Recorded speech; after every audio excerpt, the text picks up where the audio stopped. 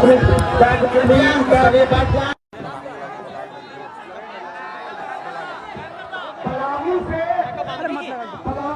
छोड़ दे आए हुए हमारे क्रांतिकारी साथी वो कृपया मंच पर आने का काम करें। मैं सभी का नाम नहीं जानता हूँ।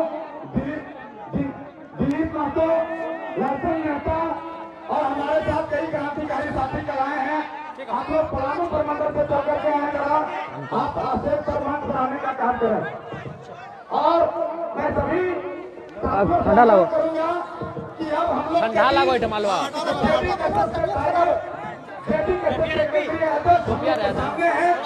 अपने वक्तव्य को रखेंगे। हम लोग शांतिपूर्वक सुनने के काम करें और मंच पर जितने भी क्रांतिकारी साथी हैं हम चाहेंगे कि सभी को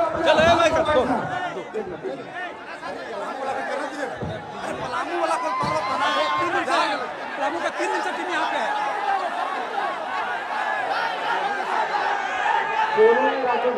और यहाँ गलियारा में जो भी है मीडिया बंधु जो भी है कृपया आप अपना जगह को ले लें अपने अनुसार और फैसला करके नहीं करें। इससे क्या है कि हम लोग का विचारधारा बढ़ाए अपना हक अधिकार चाहे यहाँ पर इसको हम शांति बनाए रखें और पलामू के साथी को आने दें। प्लीज आप लोग बात को समझिए। हम लोग पूरा झारखंड को लेकर चलने वाले हैं, पूरे जाति धर्म को लेकर किसी को छोड़ना नहीं है। बस इतने तरह दिन ठंडा लगो मालवा ठंडा लगो आइए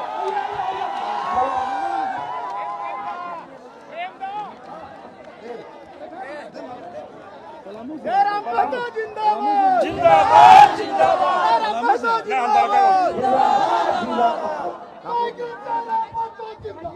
जिंदाबाद जिंदाबाद। चलिए इसको अच्छा तरह का पेंटिंग मत अच्छा तरह का मोड़ के रख देना दादा। हाँ मोड़ के रखिए दादा आप लीजिए। नहीं नहीं ऐसा मत कीजिए ऐसा ना ना ना ऐसा नहीं हम उतना बड़ा नहीं है नहीं सब टाइगर का स्पेस अभी थोड़े होने वाला है इसलिए आप एक भाई बनाए रखें। टाइगर हाँ तो पेड़ पिन ले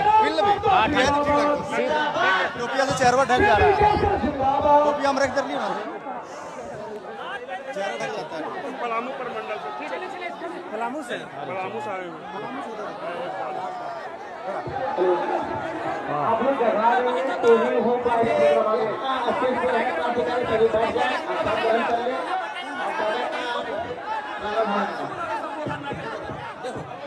कौन डालो हेलो देखा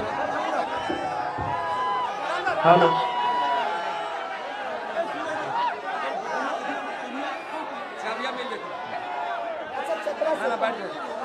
दादा आप संबोधन में पहले चतरा को सब आभार दीजिए।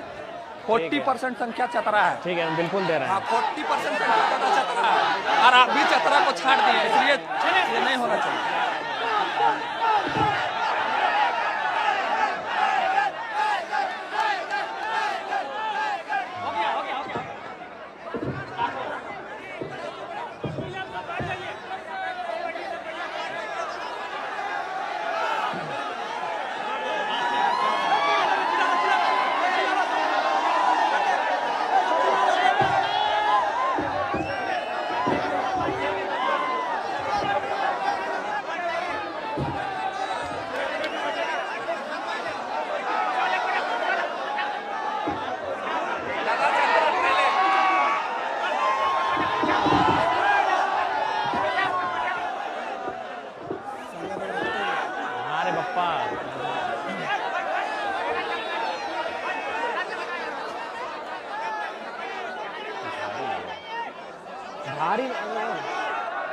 भारी लगा भारी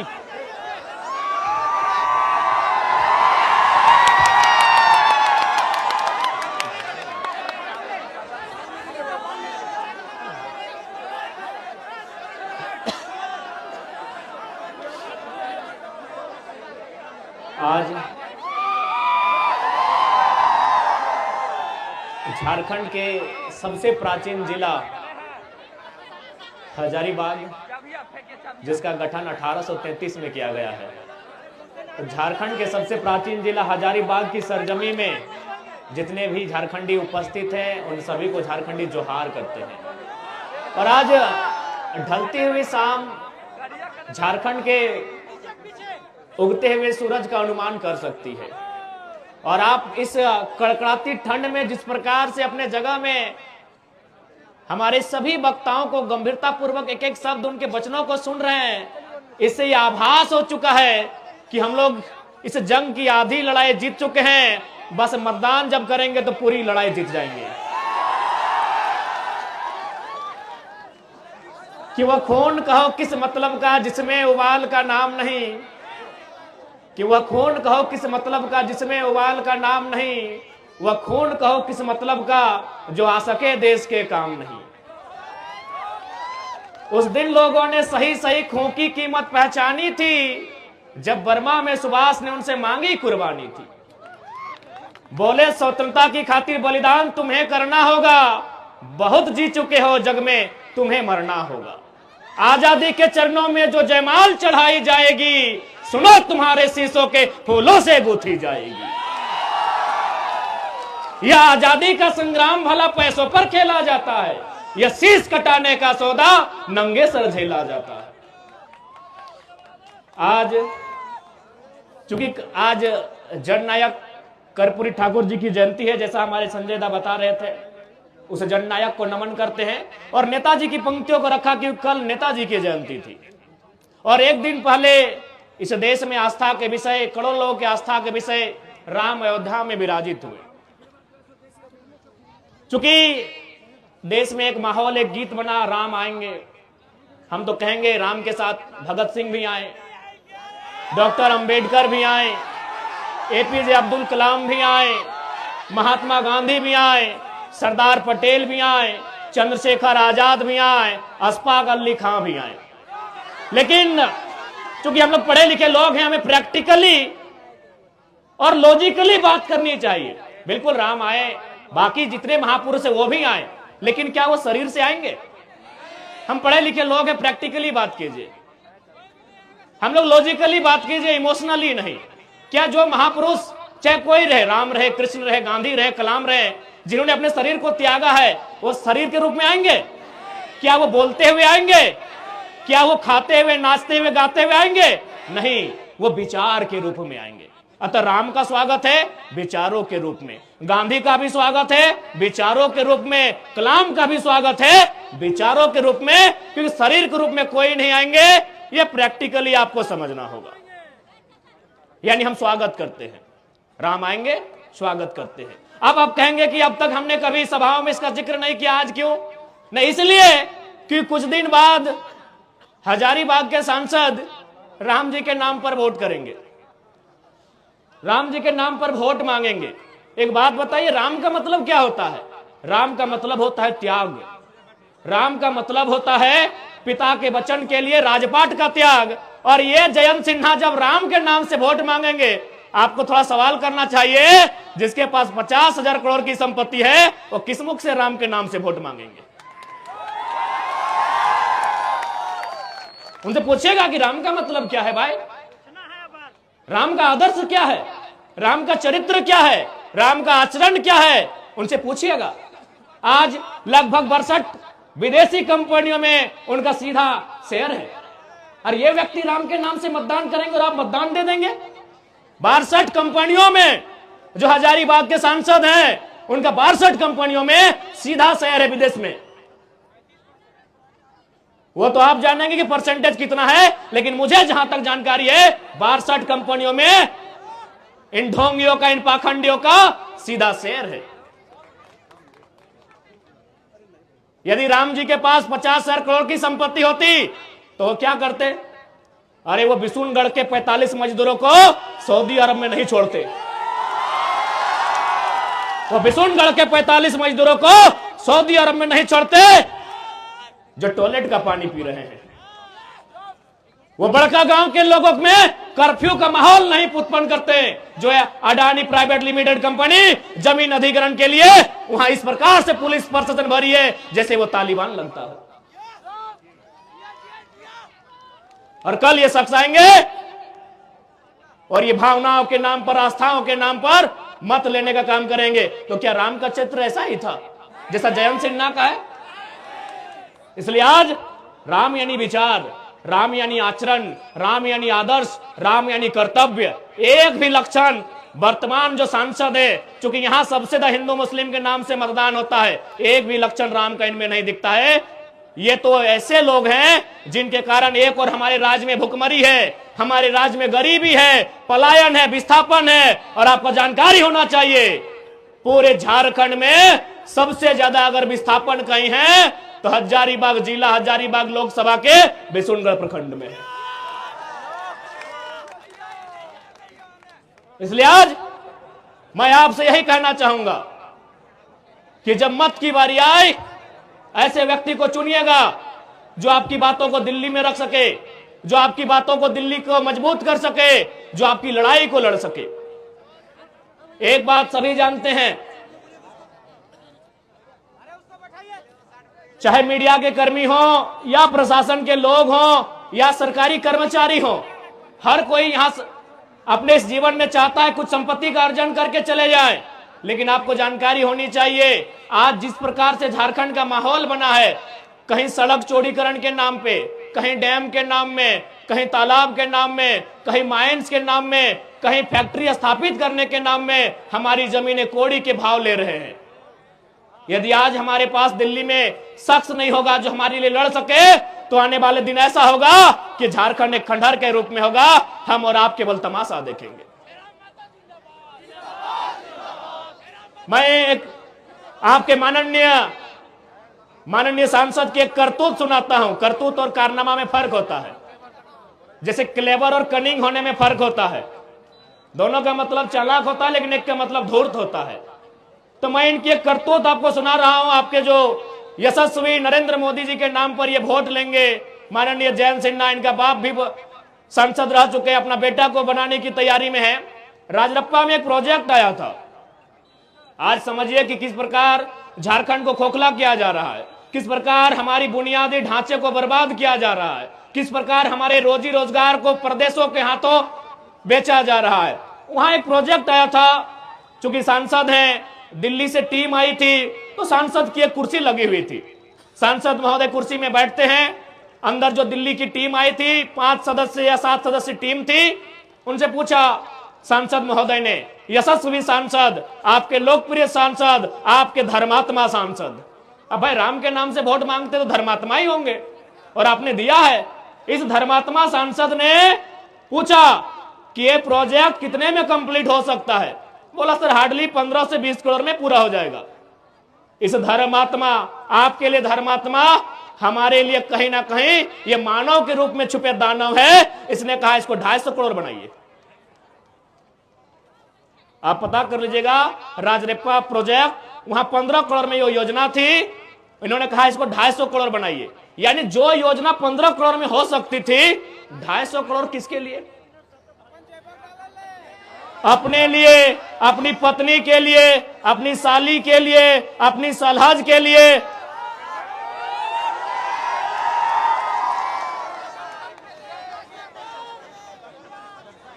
बाकी हमें बताने की आवश्यकता नहीं है कैसे दुराचारी लोग हैं ये। वास्तव में राम भी उनको मानते हैं जो अंतरात्मा से और दिल से मानते हैं। ये लोग अपने पाप को छुपाने के लिए केवल जबान से राम का नाम लेते हैं।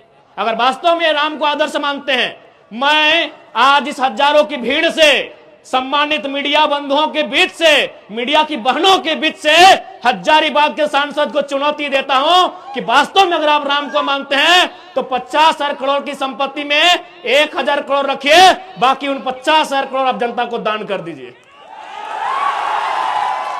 यह राम का चरित्र हो सकता है, यह राम का आदर्श हो सकता है। 50 को कंपनी जो विदेश में चलेगी, आपका वहां 30-35% शेयर रहेगा, और झारखंड में जनता को केवल बरगलाना के ये लोग काम करते हैं। आज ये झारखंड गरीब नहीं है मेरे साथियों, मेरी माताओं, मेरे बहनों, मेरे बुद्धिजीवी अभिभावकों, इस झारखंड को गरीब बनाया जाता है। ये झारखंड नहीं है गरीब। इस राज्य को जानबूझ के ये लोग बर्बाद करने पर तुले हैं, और ये हमारा और आपका कर्तव्य बनता है कि इस राज्य की उन्नति कैसे हो, इस राज्य का हितार्थ कैसे हो, इस राज्य को बचाया कैसे जाए और इस राज्य को अव्वल दर्जे का राज्य बनाया कैसे जाए। क्योंकि अगर हम स्थानीयता के मुद्दे से आए थे और यदि हम लोग स्थानीयता की बात नहीं करें तो शायद बेईमानी होगी। आज बहुत सारे लोग, और साथ साथ राम जी ने तो हमारे 1932 के खतियान को भी मजबूत किया है। राम जी ने हमारे 1932 के खतियान को भी मजबूत किया है। अब आप बोलेंगे कैसे? राम जी का विवाद कब का है? 1528 का है। समाधान कब हुआ? 21वीं सदी में। समाधान किन्होंने करवाया? लोकतंत्र ने। लोकतंत्र ने। तो भाई जब मुगलों के काल की समस्या का समाधान लोकतंत्र में हो सकता है तो हम तो अंग्रेजों की काल की समस्या का समाधान मांग रहे हैं। हम तो अंग्रेजों की काल की समस्या का समाधान मांग रहे हैं। तो राम जी ने तो तमाम विस्थापितों को मजबूती दिया है। तमाम विस्थापितों को, जिनका जमीन 50 साल पहले टाटा ने लिया है, डीवीसी ने लिया है, वेदांता ने लिया है, सीसीएल ने लिया है, बीसीसीएल ने लिया है, ईसीएल ने लिया है, एचईसी ने लिया है, हिंडाल्को ने लिया है, मगध, आम्रपाली, एनटीपीसी ने लिया है, 50 साल पहले लिया है। जब राम जी की समस्या का समाधान 500 साल बाद यही लोकतंत्र का बुनियादी, यही लोकतंत्र का सर्वोच्च न्यायालय करता है, तो 50 साल पहले जो हमारा जमीन अधिग्रहण हुआ है विकास के नाम पे, जो आज खाली पड़ा है, जो टाटा के कब्जे में है, कहीं एचईसी के कब्जे में है, कहीं हिंडाल्को के कब्जे में है, कहीं एनटीपीसी के कब्जे में है, तो क्या हमारा भी अधिकार नहीं बनता है कि लोकतंत्र उसका समाधान करे? बनता है कि नहीं बनता है भाई? हमारे भी बाप दादा ने मात्र 50 साल पहले जमीन दिया है। एनटीपीसी को दिया है कोयला खोदने के लिए, मगध, आम्रपाली को दिया है, टंडवा में दिया है, पिपरवार में दिया है, राय बचरा में दिया है, बड़का गांव में दिया है, गोंदलपुरा में देने वाले हैं, लेने वाले हैं। वो कर्फ्यू का माहौल है। यहीं बिशुनगढ़ में कोणार्क डैम के माध्यम से दिए हैं। तो हमें भी इस लोकतंत्र में उतनी ही आस्था है। तो हमारी भी जो जमीनें, क्योंकि भारत का कानून भी कहता है यदि किसी कंपनी ने, किसी फैक्ट्री ने आपसे जमीन अधिग्रहण किया है और उस जमीन पर अगर कोई काम नहीं हो रहा है तो बाकायदा राज्य सरकार को चाहिए वह जमीनें रैयत को वापस करना चाहिए। तो लोग कहते हैं भाई अंग्रेजों के काल का है। हमने तो बता दिया मुगल काल की समस्या का समाधान लोकतंत्र के माध्यम से हुआ। अब एक बात बताइए, जो लोग कहते हैं ये अंग्रेजों की काल की समस्या है, अंग्रेजों का कानून है, तो भारत के बुद्धिजीवी लोग बताए तो कि भारत का क्या है? भारत के लोग हमें बताएं। हम लोग थोड़ा कम पढ़े लिखे नौजवान हैं, अभी पढ़ाई लिखाई कर ही रहे। भारत का है क्या? अरे भारत की प्रस्तावना फ्रांस से, भारत का मौलिक अधिकार संयुक्त राज्य अमेरिका से, भारत का नीति तत्व आयरलैंड से, भारत के मौलिक कर्तव्य रसिया से, भारत का राष्ट्रपति संयुक्त राज्य अमेरिका से, भारत की सांसद ब्रिटेन से, भारत का संघीय ढांचा कनाडा से, भारत का आपातकाल जर्मनी से, भारत की संवर्ती सूची ऑस्ट्रेलिया से। तो 1932 अंग्रेजों को कहने चलेगा? ये व्यवस्थाएं अंग्रेजों की, ये व्यवस्थाएं अंग्रेजों की। अच्छा एक बात बताइए, हजारीबाग में अभी डीसी है ना, गर्म कर दे। डीसी मतलब समझते हैं आप लोग? Deputy collector. अच्छा एक बात बताइए, कलेक्टर का मतलब क्या होता है? कलेक्टर शब्द कहां से आया? कलेक्टर शब्द आया है कलेक्ट से। कलेक्ट मैंने क्या होता है? कलेक्ट करना, कोनो चीज इकट्ठा करना, जमा करना। तो भाई ये कलेक्टर लोग अंग्रेज के टाइम क्या करते थे?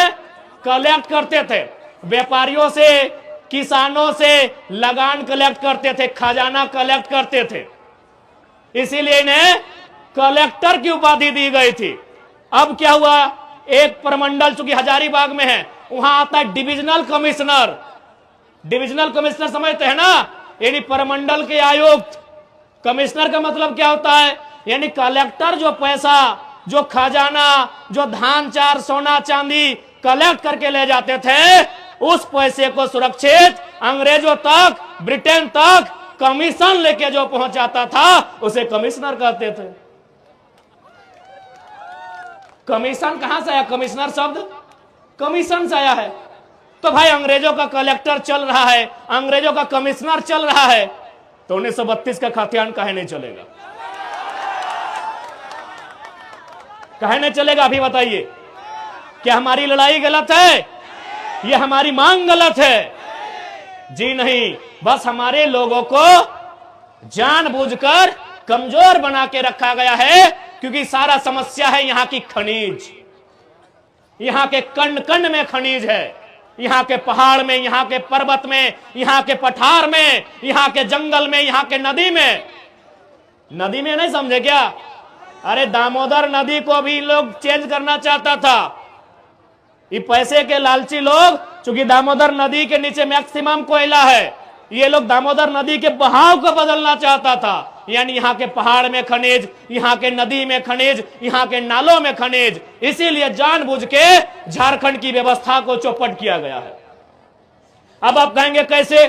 चूंकि हजारीबाग को मैंने अक्सर कहा है, ये एजुकेशन हब है, शैक्षणिक राजधानी है। अगर रांची राजधानी, दुमका उपराजधानी, कोडरमा अभ्रक राजधानी, धनबाद कोयला राजधानी, जमशेदपुर स्टील राजधानी, तो हजारीबाग शैक्षणिक राजधानी है। अब कैसे व्यवस्था को यहां का नेशनल नाबूद किया गया है, सुनिए। हम 2011 बैच के इंटर ऑफ साइंस के स्टूडेंट हैं। हो सके कोई 12 वाले होंगे, कोई 13 वाले होंगे, कोई 10 वाले होंगे, कोई 9 वाले होंगे। ईमानदारी से बताइए, उस समय इंटर का रिजल्ट क्या होता था? खासकर इंटर ऑफ साइंस का बताइए। मैं बता रहा हूं 2011 में 28%। गंभीरता पूर्वक सुनिएगा कि कैसे एक सिस्टम काम कर रहा है जो झारखंड को दिन प्रतिदिन खोखला कर रहा है।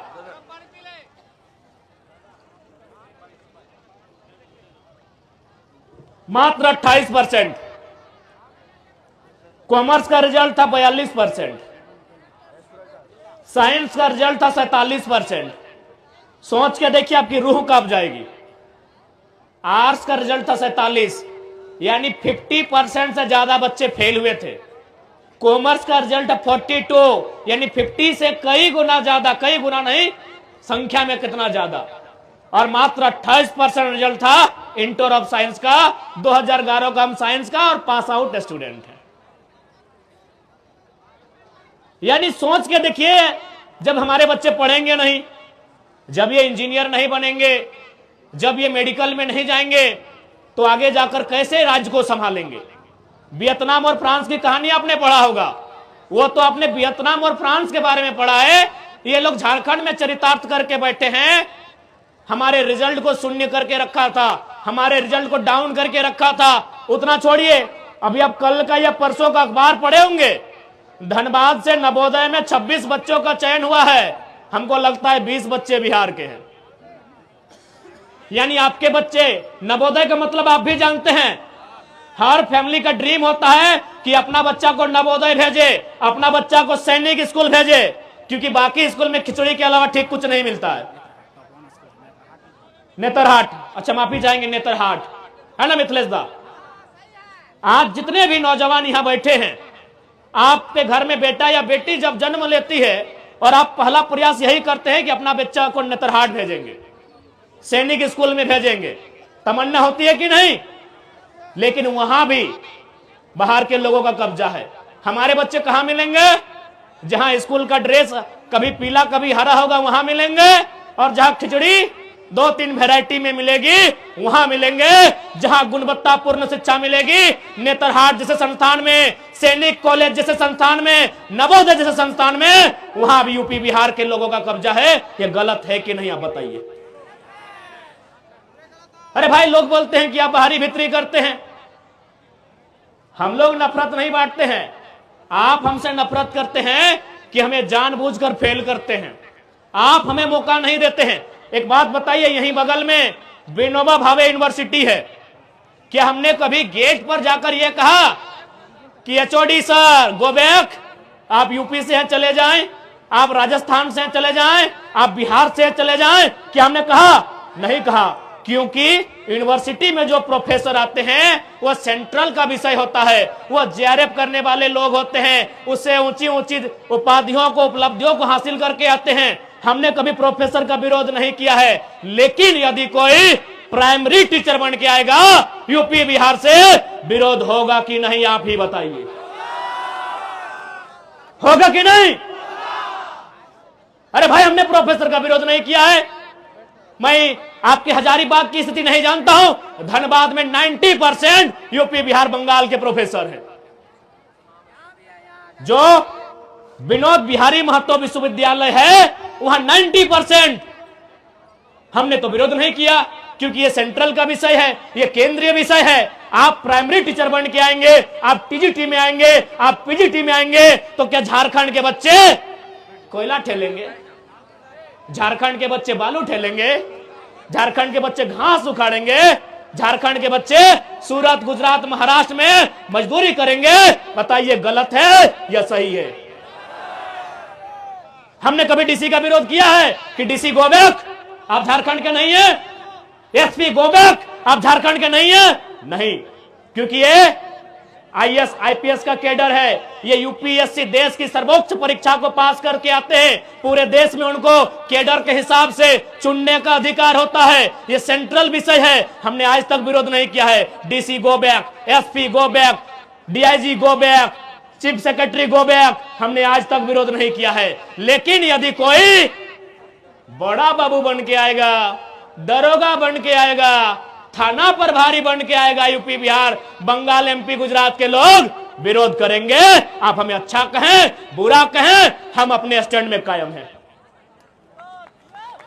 हम अपने स्टैंड में कायम हैं। आप डीसी बन के आए, फूल की माला, गुलदस्ता, 100 लोढ़ा के सम्मान करेंगे। आप एसपी बन के आए, स्वागत करेंगे। आप बड़ा बहू बन के आएंगे, बिल्कुल स्वागत नहीं करेंगे, हम आपका विरोध करेंगे। झारखंड बना क्यों है? झारखंड बना क्यों है? आप बताइए इस बात को। इसलिए आज हर एक नौजवान को इस बात को समझना होगा। यूं तो हम लोग ने सोचा था कि हम लोग विधानसभा का चुनाव लड़ेंगे, और हमने सोचा था कि लोकसभा में मनोज दा, संजय दा होंगे, मोती दा होंगे। हमने सोचा था कि हम तो विधानसभा राज्य की चुनाव को लड़ेंगे। लेकिन हम ये भी सोचते हैं कि जब लोकसभा का चुनाव होगा, जब एक तरफ नरेंद्र मोदी की प्रचार होगी, एक तरफ राहुल गांधी का रैलियां होंगी, एक तरफ हमारे हेमंत बाबू, बाबूलाल जी, सुदेश जी की रैलियां होंगी, हमारे कार्यकर्ता निराश हो जाएंगे। तो उन अपने निराश सेनाओं को मजबूती देने के लिए, उन्हें हिम्मत देने के लिए उनका सेनापति लोकसभा के मैदान में होगा। हमारी कोई इच्छा नहीं थी लोकसभा चुनाव लड़ने की। हम तो राज्य के मुद्दों के साथ यहां आए हैं।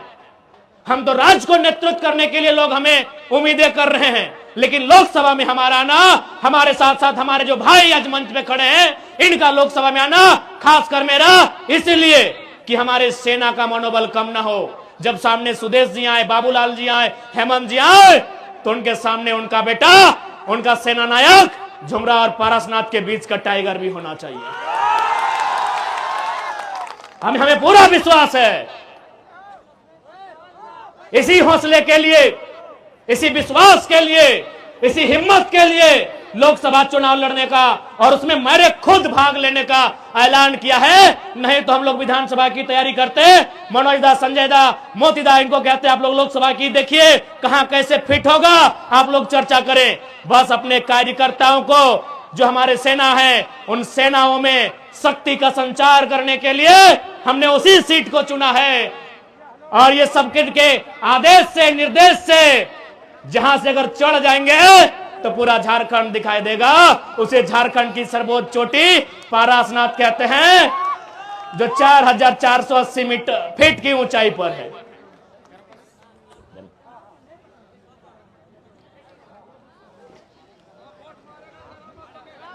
इसलिए आज बड़का गांव की बात कीजिए। कुछ दिन पहले बड़का गांव के कुछ साथी आए थे जयंत सिन्हा से मिलने के लिए। इन्होंने साफ साफ कहा कि जमीन तो आपको देनी होगी। जयंत सिन्हा ने साफ साफ कहा जमीन तो आपको देनी होगी। बताइए तुमको सांसद काहे बनाए हैं? बप्पो को सांसद बनाए, बेटों को सांसद बनाए, अब तुम बोल रहे हमारे बेटुओं को सांसद बनाओ। इसी दिन के लिए विकास का कोई विरोधी नहीं है। आज जितने लोग यहां बैठे हैं, कोई विकास का विरोधी नहीं है। लेकिन विकास का एक मापदंड होना चाहिए, जमीन अधिग्रहण का एक मापदंड होना चाहिए, मुआवजा का एक मापदंड होना चाहिए। अरे आइए ना भाई, बड़का गांव क्या, पूरा बड़का गांव विधानसभा जिसमें केरेडाड़ी पतरातू भी आता है, सारा जमीन आपको एक मुश्त में दे देंगे। आप प्रति डिसमिल 1 लाख रुपया मुआवजा तो लगाइए। क्या गलत है भाई, क्या गलत है? आज ये सब बोलते सरकार की संपत्ति है, सरकार 1947 में बना है, भारत का गणतंत्र 1950 में बना है। यह जमीन चाहे बड़का गांव की रहे, बरही कोडरमा की रहे या धनबाद बोकारो की रहे, उनके बाप दादा नहीं करने से कम 10 पीढ़ी से जोत कोड़ रहे हैं। कम से कम 10 पीढ़ी यानी एक पीढ़ी में 50 साल यानी 500 साल से, मुगलों के काल से, उसके आगे से, कहीं राजा राजवाड़ों के काल से ये जोत कोड़ रहे हैं। बताइए, आप एक झटके में कानून लेके आएंगे, हमारी सारी जमीनों को चट भर में अधिग्रहण करके चले जाएंगे, और किसके लिए? एक व्यक्ति के लिए। उस व्यक्ति का नाम है माननीय श्री 108 श्री गौतम अडानी। एक व्यक्ति के लिए, यही लोकतंत्र है। आज भारतीय जनता पार्टी रामराज के मुद्दे पर है, तो क्या रामराज यही है? अडानी जैसे लोगों के हाथों में देश की संपत्ति? अभी मार के पीट के, मर्जी से नहीं।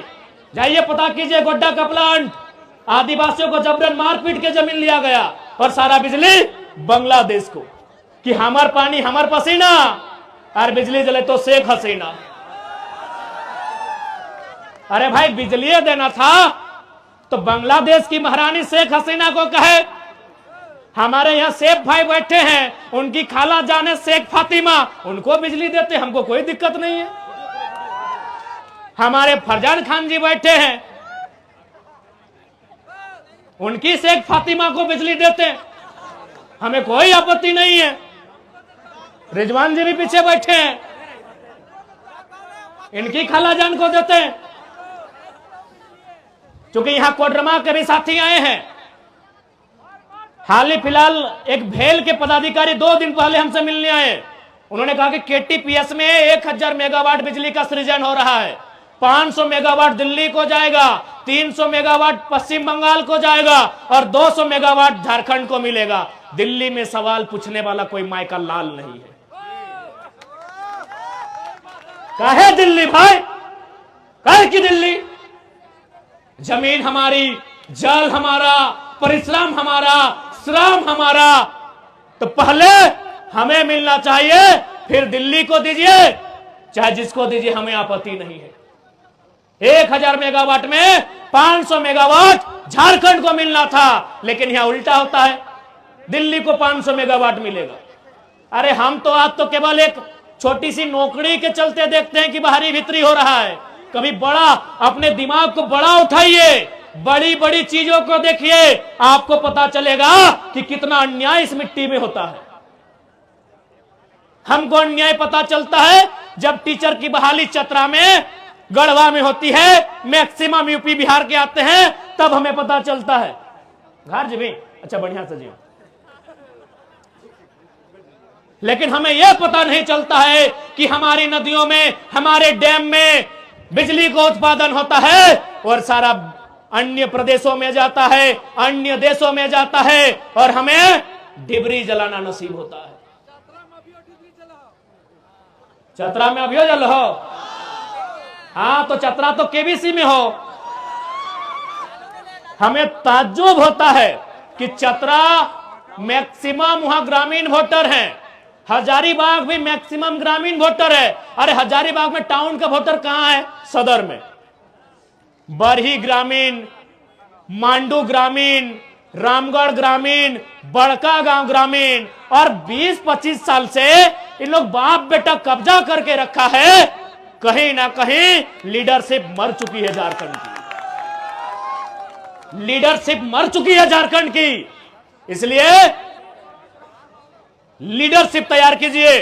अगर आप लीडरशिप तैयार नहीं करेंगे तो आज जो दुर्दशा है 20 साल बाद इसकी दुगनी होगी मेरे साथियों।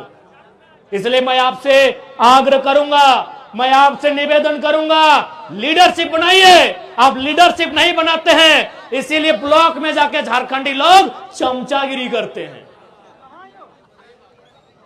आप लीडरशिप नहीं बनाते हैं, इसीलिए चमचागिरी करते हैं। अब एक दो लड़का लोग आया है, आप लोग बोले अरे ये टाइगरवा तो नेता बनतो, मनजवा नेता बनतो, संजया नेता बनतो, मोतिया नेता बनतो, ये फरजनवा नेता बनतो, रिजवनवा नेता बनतो। तखनी के बोलियो कि जयंतवा नेता बन सकल है, चतरा के सुनीलवा नेता बन सकल है, पलामू के बिडिया नेता बन सकल है, रांची के संजय सेठवा नेता बन सकल है। तो हमने की दिक्कत है, की खराबी है कि खाली रांची के संजय नेता बनता है कि हजारीबाग के भी संजय के नेता बनना चाहिए? एक्चुअली हम लोग का माइंडसेट, हमारे माइंडसेट में गुलामी है। और ईमानदारी से बोल रहे हैं, ये टाइगर का यूं अचानक आना ये कोई प्लानिंग का हिस्सा नहीं है। हमें कहीं ना कहीं नियति ने अवसर दिया है उस माइंडसेट को बदलने का, और बदले हैं। आप 6 महीना के इतिहास को पढ़िए, पतरातू से लेकर कोल्हान से लेकर संताल परगना में जितना भी मजदूर को मुआवजा मिला है, पढ़िए इतिहास को। इससे पहले 2 लाख 2.5 लाख मिलता था, ओहो नहीं मिलता था। 15 से 20-25 लाख तक का मुआवजा हम लोग दिलाए हैं। हाल ही फिलहाल कल रात को पतरातू में गए थे, वहां 15 लाख का मुआवजा, अभी हम थे भी नहीं, 23 लाख। तो इसका मतलब क्या कि पहले मुआवजा नहीं मिलता था? मिलता था, लेकिन पहले नेताओं का सेटिंग था कि देखिए अगर आपको मुआवजा देना है 10 लाख, उसको आप 5 लाख दीजिए, 2 लाख बगल का डीएसपी को दीजिए, 2 लाख हमको दीजिए, बाकी मैनेज कर देंगे। इस सिस्टम को हमने बदला है कि अब नेताओं की एंट्री पीछे के गेट से नहीं, टाइगर की तरह आगे की गेट से होती है और लाइव मीडिया के सामने होती है। इसलिए आज ये समय की मांग है। बाकी यदि हम लोग को लीडर ही बनना था तो मैं आज फिर आपको बता रहा हूं, हमारे केंद्रीय कमेटी के वरीय साथी पदाधिकारी हैं, उन्होंने फिर आज कहा कि बड़ी पार्टी है, 2 सीट दे रही है लोकसभा चुनाव में। बड़ी पार्टी है, 2 सीट दे रही है लोकसभा चुनाव में। अगर नेता बनने का होता तो ले लेते, क्योंकि आप भी जानते हैं कि देश के जब चुनाव की बात आती है, एनडीए और इंडिया मजबूत है, और इंडिया की तुलना में एनडीए कहीं मजबूत है। लेकिन दोनों टीमें लगातार हम लोग से संपर्क में है। हम लोग का एक ही लाइन कहना है कि टेंशन मत लीजिए, अगर लड़ते लड़ते हार भी जाएंगे ना तो याद रखना गालिब, शहर की गलियों में, गांव की पगडंडियों में तुम्हारे जीत से चर्चा हमारे हार के होंगे, और जीत गए तो इतिहास, भूगोल, व्यवस्था को बदल देंगे। जीएम, सीएमडी, अधिकारी, आला अधिकारी सोच को बदल देंगे, क्योंकि उनको भी बता दें हमारे पास बैकग्राउंड में कोई एमपी एमएलए नहीं, झुमरा और पारसनाथ खड़ा है। मूड खराब मत कीजिएगा, मूड एकदम मत खराब कीजिएगा। मां जिंदा रहने यहां कोई नहीं आया है। सूरज भी एक दिन मर जाएगा और धरती भी एक दिन मर जाएगी। कितना साल है? कई अरब साल तो धरती का लाइफ है। ये पेड़ भी, नदी नाला सब मरेंगे, खाकी रहे चाहे खादी। और ऐसे भी हमने मौत के साये में झारखंड बनाया है, हंसते हुए झारखंड नहीं पाया है, हमने मौत के साये में झारखंड बनाया है। इसलिए इस भूल को ना सोचें कि ये कर देंगे वो कर देंगे। सुनिए, जो लोग ऐसा सोचते हैं उनको साफ संदेश देंगे, कुछ करना ही है तो सीधा कत्ल कीजिएगा, जिंदा रह गए तो बदला गिन गिन के लेंगे। अभी चरही में हम रात ठहरे थे, वहां एक साथी आए, बोले मेरे पिताजी का ब्रेन हेमरेज से डेथ हो गए। हम बोले कहे न, बोला सीओ की बेईमानी से एक छपरा का आदमी 60 एकड़ जमीन हम लोग का कब्जा कर लिया है। हम एक लाइन बोले, ये चरही का विषय है, आज 12वां है, जाके पता कर लीजिए कितना बेईमानी यहां होता है झारखंड में। कोई सुथरा नहीं है। तभी सुधार होगा जब सिस्टम सुधार होगा। 60 एकड़ जमीन अधिग्रहण हो जाता है। अब बताइए छपरू पार का आदमी सीएनटी का जमीन कैसे पंजी 2 में चढ़ाया जी? वो आदमी ब्रेन हेमरेज से सोच सोच के मर जाता है। हम एक ही लाइन बोले, जिस जमीन के कारण बाप का जान गया है, अगर वास्तव में उसी बाप का खून बहता है तो जिसने कब्जा किया है चैन से नहीं रहना चाहिए, चैन से नहीं रहना चाहिए। बाप ऐसे तो मर रहे, अगर नहीं रहे तो बाप का वह सोच जिंदा रहना चाहिए। बाप भी जानता है कि जो जमीन है यह अचल संपत्ति है, दुनिया में सारी संपत्ति खत्म हो जाएगी, ये मोबाइल, ये पैसा कौड़ी, लेकिन अगर कहीं से इंसान की जरूरत पूरी होगी, अनाज से होगी, और खेत में उगाया जाता है। बताइए क्या अन्याय होता है हमारे साथ। बीडीओ की मिली भगत, सीओ की मिली भगत, एक आदमी, ये मामूली घटना नहीं है, ये तो अंग्रेजों से भी काला कानून है, ये तो अंग्रेजों से भी क्रूर व्यवस्था है कि एक आदमी अपनी ब्रेन हेमरेज से उसका जान चला जाता है उसका जमीन जानने के कारण। आज 12वां है, पता कीजिए चरी में जाके। एक छपरा का आदमी यहां 7 एकड़ जमीन अधिग्रहण करता है, खुद गट्टी बना लेता है। एक छपरा का आदमी सीएनटी में आएगा जी।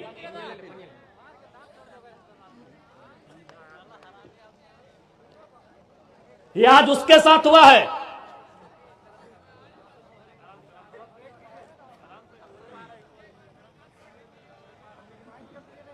ये आज उनके साथ हुआ है, कल आपके साथ होगा।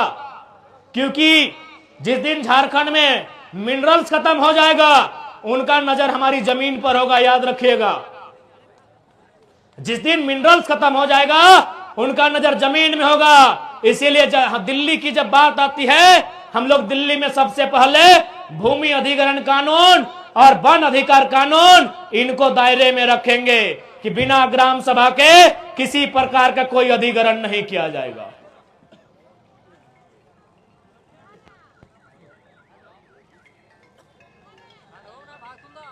इसलिए आज जितने भी लोग यहां आए हैं, मैं उनसे निवेदन करूंगा, रात्रि की बेला है और हम भी काफी अस्वस्थ हैं, तो उम्मीद है कि हमसे पहले भी वक्ताओं ने आपको बहुत गंभीरता पूर्वक बातों को समझाया है, आपने गंभीरता पूर्वक सुना है। और आज ये रात्रि की बेला में भी जिस प्रकार आप डटे हैं, हमें पूर्ण आशा है ये वक्त बदलाव का है, ये संकेत बदलाव का है, और निश्चय ही 24 में बदलाव होगा। क्योंकि सेहत ठीक नहीं है, बाकी फिर कभी। जय झारखंड, जोहार झारखंड।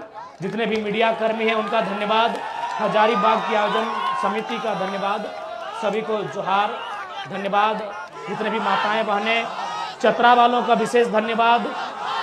चतरा वाले बहुत भारी संख्या में, गढ़वा, पलामू, लातेहार, बड़का गांव से भारी संख्या में आए। और निश्चय हम लोग 1-2 दिन में लिखित के साथ हजारीबाग हमारे जो उम्मीदवार होंगे, कोडरमा के उम्मीदवार होंगे, संकेत आपको मिल चुका है, बकायदा लिखित हम लोग जारी कर देंगे।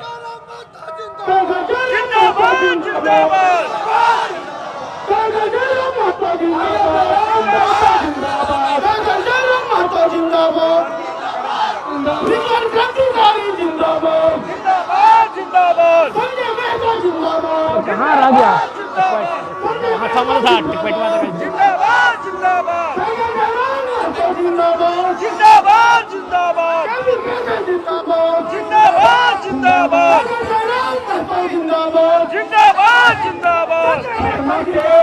सिकंदर और संदीप क्रांतिकारी साथी कहाँ भी हो,